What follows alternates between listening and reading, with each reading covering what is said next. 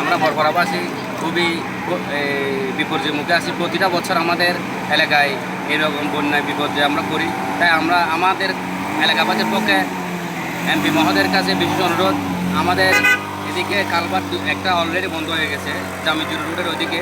এখন আমরা বেশিরভাগ পানি সবসময় পানিবন্দী থাকে। প্রতিটা বছরে আমাদের পানি নিয়ে দুর্ভোগ পোকাতে হয় এবং আমাদের এলাকার প্রায় অধিকাংশ মানুষ পানিতে ডুবে যায়, অবহেলিত হয়ে যায়। তাই আমি এমপি মহোদয়ের কাছে অনুরোধ করব যাতে এদিকে একটা ব্রিজ অথবা কালভার্ট কোনো একটা জিনিস ব্যবস্থা করার জন্য। তাই আমাদের জন্য বেশি উপকার হবে। এই মুহূর্তে আমরা খুব আতঙ্কে আছি, এবং বিশুদ্ধ পানির অভাবে আছি এবং খাদ্যের অভাবে আছি আমরা সবাই। এবং এমনকি অনেক ফ্যামিলি ডুবে গেছে, যারা বাচ্চা নিয়ে রুগী নিয়ে আমরা হাসপাতালেও যেতে পারতেছি না। এই অবস্থায় আমরা খুব বিপর্যয়ে আছি। তাই আমি এমপি মহোদয়ের কাছে অনুরোধ করবো এইসব জলবদ্ধতা কীভাবে নিরসন করা যায় সেই একটা বিকল্প ব্যবস্থা নেওয়ার জন্য।